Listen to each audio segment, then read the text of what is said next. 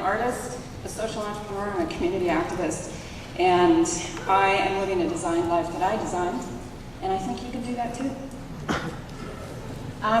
There are scripts that I think we follow culturally and in our families and personally. And in those scripts, we play roles. And sometimes those roles kind of hold us back. And the first role I played, this is serious, was a victim. My dad molested me when I was 5. 7 years later, I was held hostage by the American Indian movement in South Dakota. And then later, when there were no abusers, I abused myself. So as you can imagine, I didn't get very far doing what I wanted to do, which was art. Everything you see in here is my art.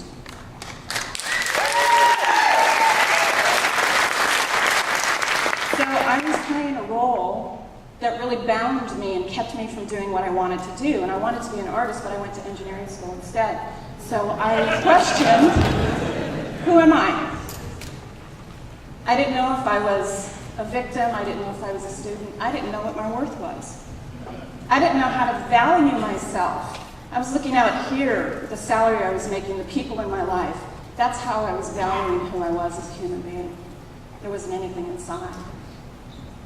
I even wondered if I could be loved, or if I had the capacity to love. And this was important, because I wasn't connected.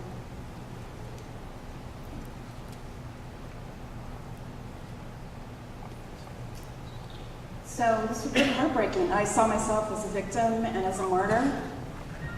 I felt worthless and broken and unlovable and potentially dangerous, and that was important because the role that had been passed to my father, I was worried would be passed to me, and I didn't want to do that.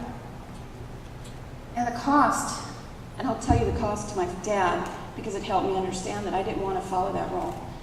He was eventually arrested. He spent time in prison for being a child molester, and then he killed himself with cancer. He was a smoker.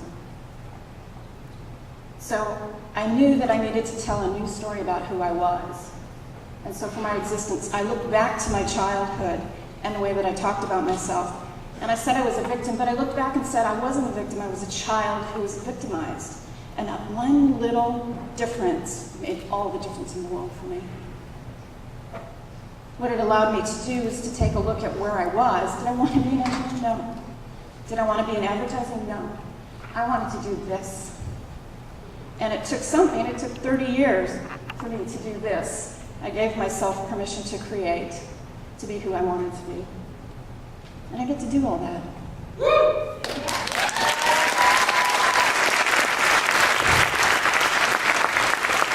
And to embody it, I knew that I needed to surround myself by new things, so I created a gallery. I have studios and artists that are in the studios. These are some of the people in my life who I get to work with now, and have for 4 years. It's extraordinary. These are extraordinary human beings, just like you are. And I get to be with you, and I get to share, and I get to be connected. And that feels good.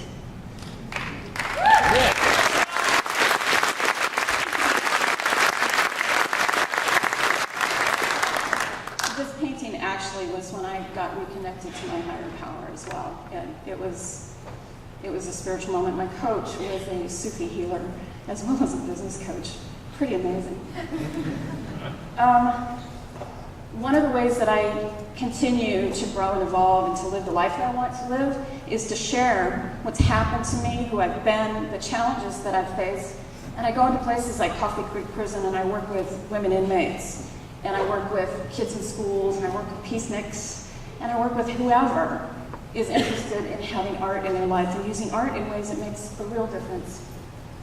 And I believe that if I can overcome my past, you can certainly overcome yours. I truly believe that. Live your dream, follow your passions, because this is the only life we get. And it's fun. It totally rocks. And I'm going to do the rocket, by the way. And this is my mantra, all is as it should be. I love, I am loved, I am a conduit for love. I walk with extraordinary companions, and I will until the end of my days. Thank you.